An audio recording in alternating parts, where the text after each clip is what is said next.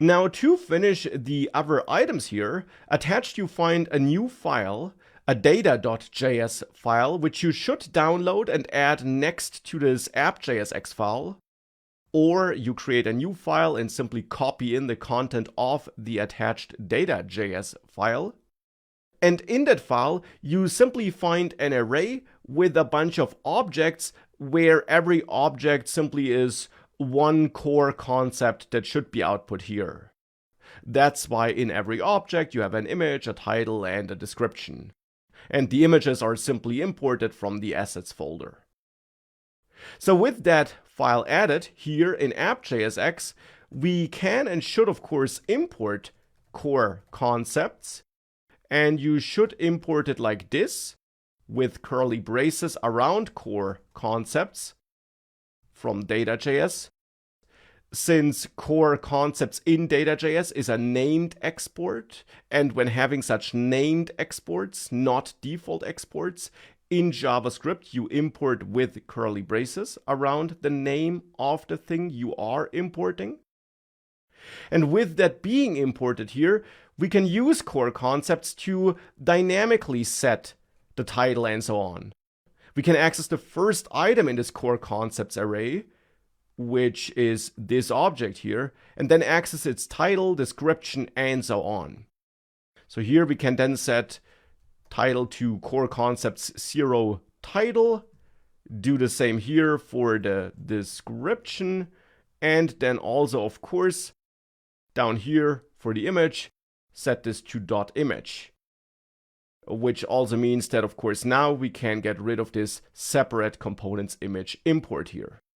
So with that, we're using core concepts, and now we can replicate this 3 times and just replace the index 0 with index 1, and then index 2, and then index 3.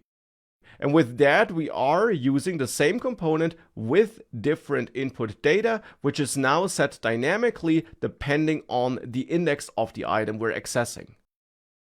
And with that, if you save that, you should see these core concepts on the screen now. And the great thing here, of course, is that we're now seeing all these items, even though we just have one component. But thanks to props, this component is reusable. But what you can, of course, see down here in the code is that we do have to write quite a lot of code to make this work.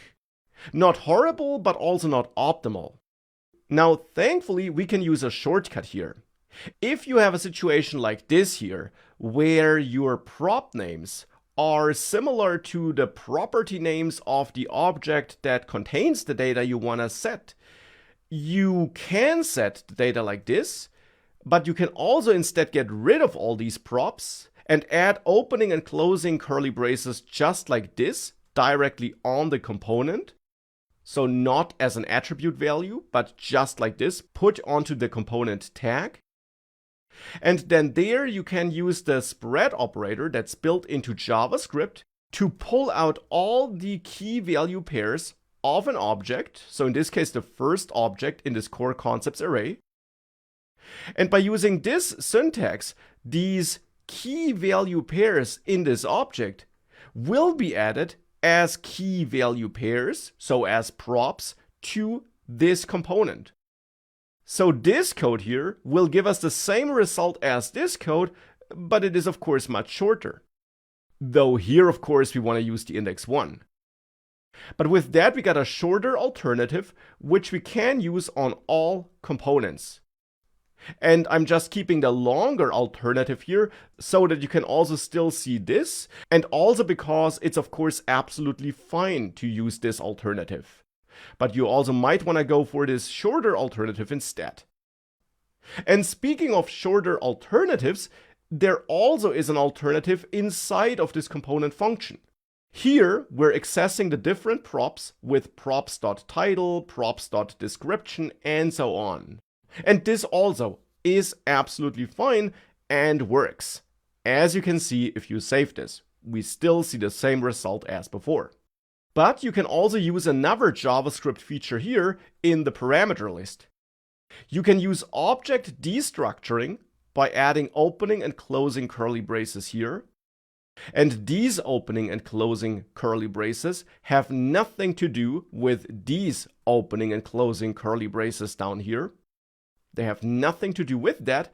Instead here, when used in this parameter list, these opening and closing curly braces here are used to destructure the first parameter of this function, so the props parameter in this case. And object destructuring in JavaScript simply means that we can target the different properties of the incoming object by name. So here we have to use the same properties as we're setting here as props. So title, description, image. Also here in this object, image, title, description, we have to use these exact same words here between those curly braces. But when doing so, JavaScript will then go ahead and give us these three properties as standalone variables in this function here.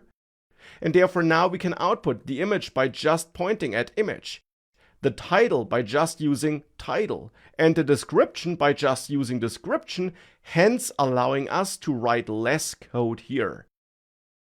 And you can use this object destructuring syntax here with that longer or that shorter props version here. It does not matter, it is up to you.